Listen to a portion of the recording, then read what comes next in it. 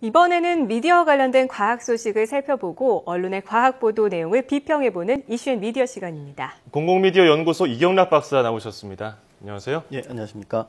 네, 오늘 어떤 이야기를 해볼까요? 예, 그 과학과 관련된 보도를 보면 대부분 어떤 연구 성과에 대한 평가가 주를 이루고 있는데요.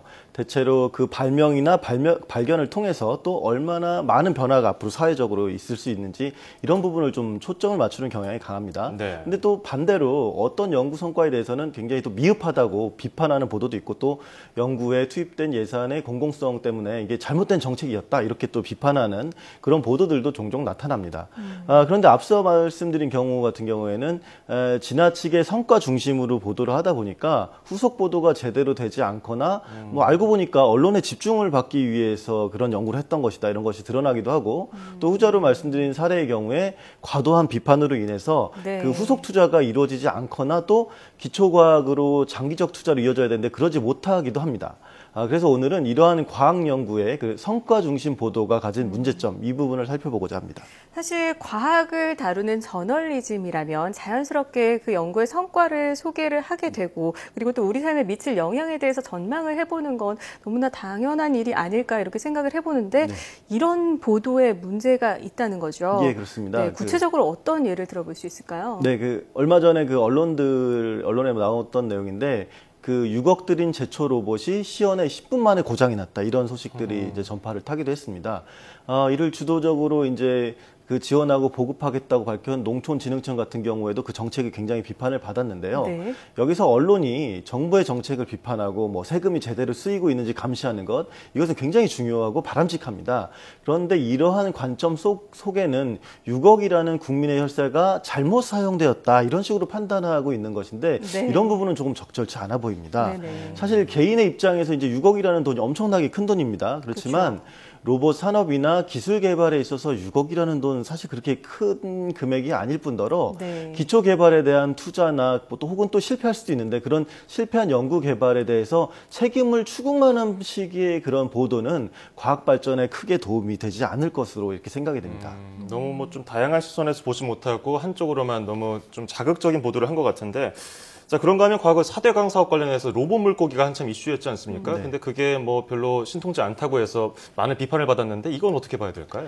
예, 사실 말씀하신 부분들이 오히려 과학에 대한 투자를 망설이게 하는 문제이기도 합니다. 예. 그 당시의 언론 보도를 다시 이제 되짚어 보면 로봇 물고기에 대해서 이제 검증, 방금 말씀드린 뭐 그 로봇 피 뽑는 기계 같은 경우에는 예. 그런 걸 굉장히 검증했는데 당시에 관련된 보도를 보면 이런 검증 기능이 없었고 네. 그 기능에 대해서 이제 좀 장점이다 뭐 이런 보도들만이 주를 이루고 있었거든요. 그래서 무려 어떻게 보면 57억이나 투입된 사업이었는데 정부의 발표와 설명만 일방적으로 전한 것이죠. 이제 강물을 다 수질 보호할 수 있다 뭐 이런 식으로. 네. 근데 감사원 조사 결과 이제 그것이 부실 사업이었다는 게 드러났고요.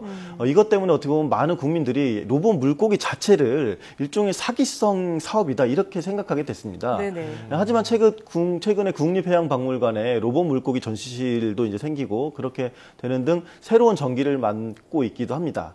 만약 4대강의 로봇 물고기만 생각하고 관련된 뭐 첨단 기술 개발을 부정적으로만 평가하고 계속 못하게 막았다면 뭐 물속에서 작동할 수 있는 로봇에 대한 기술 뭐 이런 것들은 아마도 한참 뒤처졌을지도 모를 일입니다. 네, 지금 과학 성과에 대한 비판적 보도를 꾸짖고 계신데 그렇다면 어떤 방식으로 이루어지는 게 좀 바람직할까요? 예, 앞서 말씀드린 사례를 중심으로 정리를 하자면 일종의 이제 국책 사업으로 전개되는 기술 투자에 대해서 언론의 비판적인 보도 이런 것들은 꼭 필요합니다. 그러나 검증을 할 때 단기적 관점으로 봐서 이제 투입된 금액에 비해서 뭐 성과가 부족하다, 실패했다, 뭐 이렇게 판단하기보다는 좀 장기적 관점에서 해당 투자가 우리나라 과학기술 발전에 얼마나 역할을 할 수 있을 것인가 이런 것들 좀 고려할 필요가 있다는 것입니다. 사실 뭐 돈값 못한다고 지원을 하지 않는다면 그 기초과학 분야는 사실 살아남기가 자체가 이제 힘들 수도 있거든요. 예를 들어서 우주항공 분야의 경우에 우주로 나가는 것이 뭐 우리 먹고 사는 문제에 무슨 도움이 되느냐, 천문학에서 이제 별들을 관찰하는 것 이런 것들이 왜 필요하느냐 이렇게 생각할 수도 있습니다. 하지만 이러한 작업들이 쌓여서 어떻게 보면 인간이 달에 발을 디딜 수 있었고 또 우주가 어떻게 만들어졌는지 이제 계속 규명을 하고 있는 것이거든요.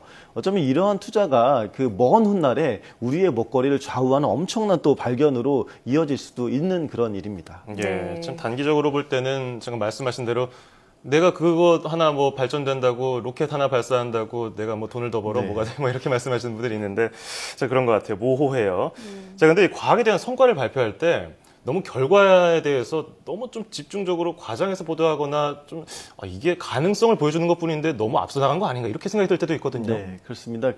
어떻게 보면 일부 과학자들은 종종 학문 분야의 그 자기 성과겠죠. 근데 예. 그런 것들을 설명할 때 그 가능성을 지나치게 부풀리거나 종종 그 성과만을 위한 연구 그런 것들이 있거든요. 어떤 이론적 틀이 아니라 그런 것들이 있는데 그렇게 해서 개인적 업적을 늘리는 것에 집중하는 분들도 간혹 계십니다. 근데 예. 그 몇 년에 걸친 연구를 통해서 새로운 이론을 만들어내더라도 논문 하나인데 근데 그렇죠. 워낙 이제 논문을 이제 어떻게 보면은 학교를 평가하는 기준이 되다 보니까 실험실에서 유사한 맥락의 실험을 계속하면 논문이 계속 나오거든요. 예. 그렇게 새로운 결과가 도출될 때마다 한 편씩 논문이 나오기 때문에 그래서 종종 어떤 연구 성과들은 언론에서만 이렇게 대서특필된 채 이렇게 사장되는 경우도 많습니다. 네. 이런 경우에 언론 보도는 어떻게 보면 연구비를 더 확보하기 위한 보조적 수단이다 이렇게 볼 수도 있는데 이런 것들이 문제라고 볼 수가 있겠죠. 네, 참 문제라고 볼 수 있는데 언론에서 그렇다면은 이 과학 보도, 연구 성과를 보도를 할 때 유의할 점 어떤 게 있을까요? 얼마 전 한 과학 전문 프로그램이었습니다. 뭐 토크 프로그램인데 이런 얘기를 들었습니다. 우리나라는 그 한일전에서 그 축구를 하다가 지게 되면 굉장히 뭐 화가도 나고 막 이렇게 뭐 역정도 내는데 왜 기초과학 분야에서 일본보다 한참 뒤처져 있는 것 이런 것에 대해서는 왜 이렇게 크게 신경을 쓰지 않느냐 뭐 예. 이렇게 좀 한탄하기도 했는데 예. 저 역시 이 말에 매우 공감을 느꼈습니다. 그래서 일단 기본적으로 저널리즘에서 성과 중심 보도 이것들은 굉장히 당연합니다. 그렇지만 장기적 관점에서 기초과학에 대한 적극적인 투자를 이끌어낼 수 있는 그런 가능성을 또 가능성 중심의 보도 이런 것들도 역시 필요해 보입니다. 네, 열린 눈으로 봐야겠습니다. 자, 언론에서 장기적인 관점으로 다양한 과학 분야를 살펴보고 연구 성과뿐 아니라 미래 과학 기술의 가능성도 알릴 수 있도록 노력을 해야겠습니다. 자, 지금까지 공공미디어 연구소 이경락 박사였습니다. 자, 오늘 고맙습니다. 예, 감사합니다.